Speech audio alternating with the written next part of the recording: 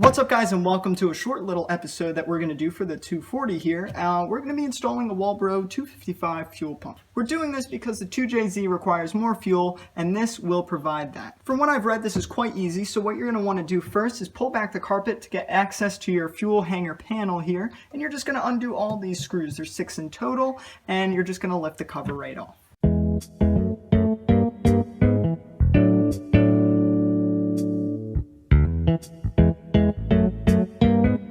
Alright, so this is quite dirty. I'm going to try to clean it up just a little bit with an old t-shirt, and then we're going to get into removing the fuel hanger.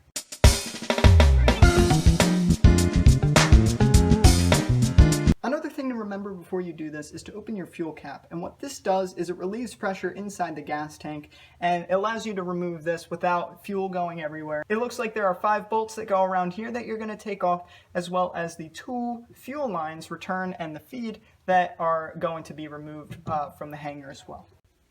Alright, so after a really long time of getting these 2 hoses off, we're almost there. We just got a little bit more on that one, and fuel basically goes everywhere, so get ready with a shirt or a paper towel or something like that. Not too much. So now that the hoses are disconnected, we can go about going around and undoing all the screws.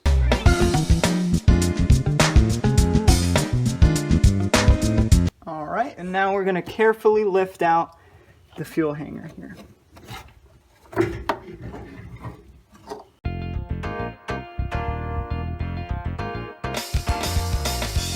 And when I said carefully, I guess I didn't mean that, because that was rather forceful. Alright, so now that the hanger is out of the car, we can really see what we're working with. And the first thing that we have to do is we have to snip the positive and the ground wire to the stock fuel pump. And I'm just going to snip them down as close as possible to their stock connection. So we're just going to snip this one off, and we're going to snip that one off. So now we have those disconnected. The next thing I'm going to do is disconnect the fuel feed hose clamps right here. And then we're going to snip this zip tie right here.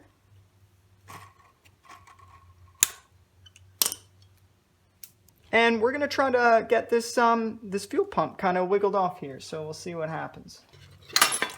Alright, perfect. So in this kit here you get obviously the fuel pump, but you also get this connection that goes right into the fuel pump. It just plugs right in. You can see that there's a positive and a negative, and you're just going to connect those right up to the stock positive and negatives on the hanger here. So I'm going to solder those on there and then heat shrink them together. Alright, so now we have the pump, and all we're going to do is we're going to slide this grommet that came with the kit on top of the fuel pump, making sure to kind of line it up there at the bottom. And we're going to put this sock on right here. So you just slip that over. There's like a little nub and a hole.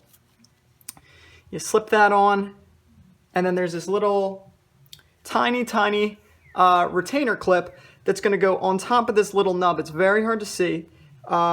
But essentially, what I'm going to do is I'm going to take a little socket that fits over the nub, and I'm going to pound the retainer clip onto the nub. Alrighty, so this is a little retainer clip. I just took a socket and pounded over top of the nub with it, and now it is kind of on there. So we are ready to install this hose to the pump. Very easy, you just slip it on, and then I'm going to slip the hose clamps down onto there, and we can install this bad boy back onto the hanger. So first sliding the hose here.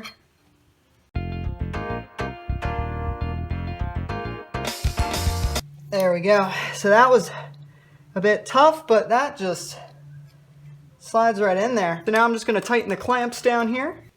So there you go. That is the new fuel pump installed. We're back, we're ready to plug everything back together and see if it actually primes and starts the car. I'm really hoping it does, because this has taken a lot longer than I thought it would.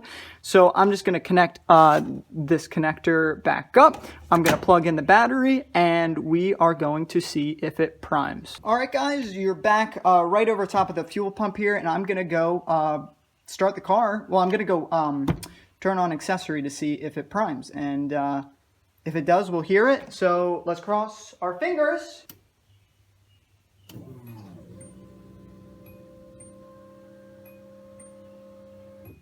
And there you go. That is it. I'll do it one more time.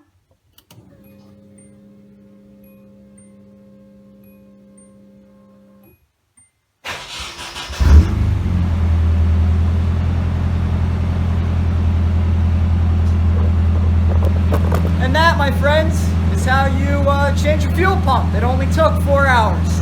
I'll catch you guys in the next one.